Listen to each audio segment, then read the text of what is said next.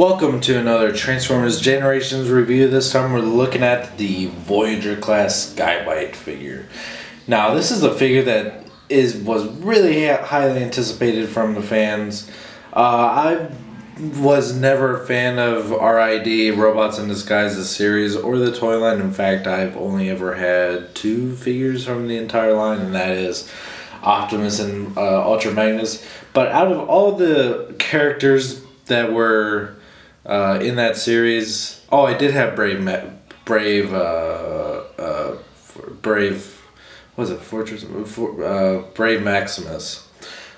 for a little bit, and then I regrettably sold it, but then that's a long story. But anyway, one of the most popular characters from that series was Skybite, and I have no idea why. It was a silly character, maybe that's why, but hey.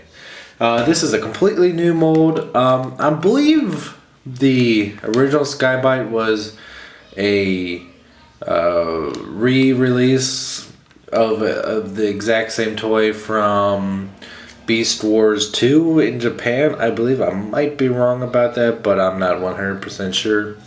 But yeah, here he is. He is an awesome looking cyber robot shark, but there's not really a whole lot you can do with him in shark mode. But he does actually have a port right here for those Tamashi stands, and if you have one of those, you can actually pose them really well. Like, I've seen people pose them like this with those stands. It looks quite nice. I might have to get one of those stands just for this figure alone, because it just feels kind of silly, just, you know, plopped on the table like that.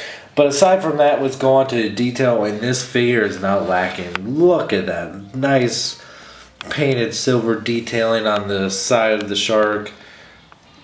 Awesome shades of blue, silver, gold, yellow, whatever. Great profile. Has a little bit of a paneling issue from some certain angles, but it's nothing that can be fixed with just a little bit of adjustment. And you look at the crazy face. You see the mouth actually opens and closes, and then his nose is wobbling a little bit, but that's for the transformation. And if you really want him to, you can have him shoot his Cheeto missile like that. It actually has a pretty good spring in there, but we'll keep it in there like that. So yeah, other than the great amount of detail, I mean, you can move his fin like that. Other than the great amount of detail and the fact that he can pose on a Tamashi stand if you have him, and his mouth moves, his missile shoots out, there's really not a whole lot else you can do with this. It's really just mainly for display. It glides on a table if you push it. Obviously it doesn't have any wheels. So let's get on to the transformation. First thing is you're going to need to, I'm going to actually back the camera out a little bit, because this is going to get a little bit crazy. Going to take these panels here, fold them out to the side like this. Going to take the shark head and kind of lift it up a little bit. Going to take the legs here and bring them out like this. Going to go to the side, kind of fold these little kind of wing type pieces out, and just bring them out a little bit. Fold them down like that, bring them up, wrap that piece back around the shin, and fold out the feet. And the legs are pretty much done. Now we're going to get the fin and just kind of bring them back here. For now, you can pretty much do with them however you want. Gonna go from the back here and kind of flip this piece up, which you're already starting to get the idea of just how massive this figure is going to be. a little bit crazy. Alright, gonna separate this piece here, bring out to the side. Let's see if we can get a better view. And this is really in the way. Okay. Bring this piece around. And what are we going to need? Well, I'll leave it like that for now. And then take this arm here and bring it down. And that's all you're really going to need to do with that arm. Bring the shoulder bits down a little bit. Oh yeah, his hand is actually we're gonna need to kind of swap it around like so. And his hand is actually tucked in there quite nicely actually. Going to bring the head up like this and it'll rotate around. Very, very, very cool.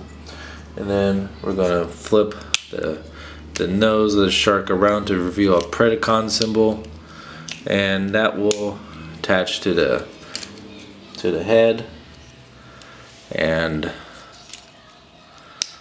there we have Skybite in robot mode. Now, the transformation may feel a little bit cumbersome, but it's not really all that hard once you get past it. And Skybite in robot mode is a very, very impressive looking figure. I really, really do like the overall look. It's big too. It's one of the biggest Voyager class figures I've ever seen. Even just even the head alone, just because of the design, is this really, really impressive. And because of the size of the head, you get massive amounts of detailing here. The joints are a little bit loose, so getting pose can feel a little bit tricky, or just takes a good amount of patience, which I always don't have. But man, this guy has a lot of detail. And we'll go on to the head. You see, one of Skybite's kind of silly quirks is that he will talk with his teeth always constantly together, and that was an odd choice on the animation department's part. It's got that Predacon symbol on the chest because the bad guys in RID were Predacons or Destrons in the original Car Robots cartoon. It's got, you know, that same detailing from the shark mode. It's got awesome detailing on the arm. Overall, this figure is just such a joy. It's really, really cool. I did not have the knees clicked in all the way. The feet are a little bit flat, to say the least. But it's okay because the flatness actually gives it a good base to stand on. And yeah, I mean, it's not bad at all.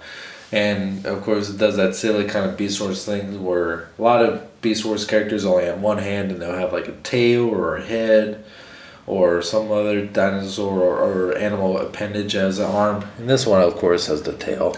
But it's cool because you can actually, I mean, you can kind of pose these bits as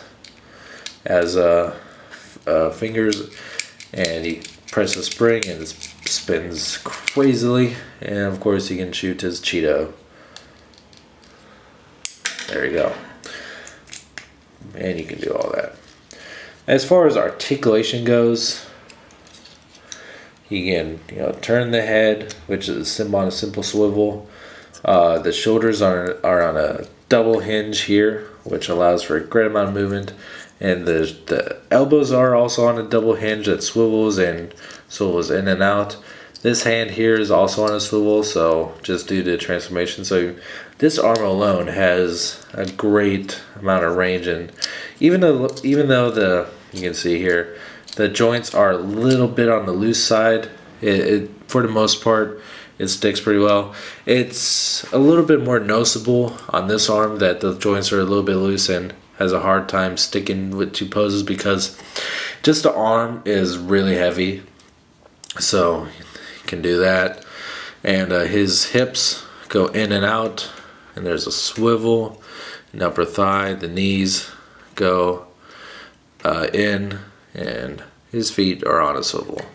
So it's a very solid figure overall as far as posability go. It will not disappoint any, you know, collectors that are just all about articulation, put him in crazy poses.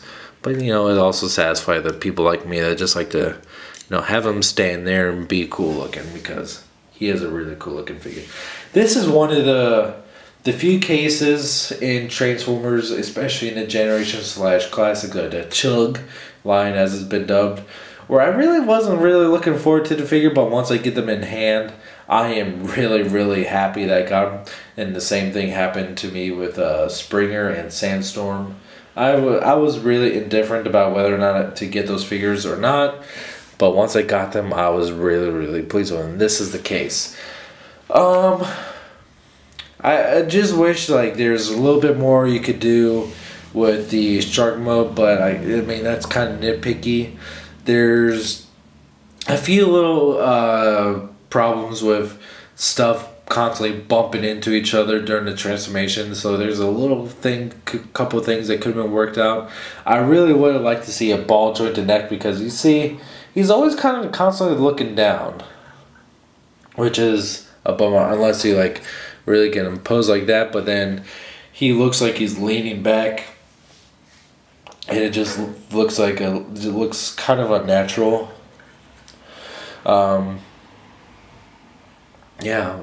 Maybe I wish if these panels on the legs kind of collapsed a little bit better, but overall it's a very good figure. I really do give this about a 9 out of 10. It is damn near, you know, so close to being a 10 out of 10, which is more than I can say about the next Generations figure I'm going to be reviewing, but you'll be seeing that next time.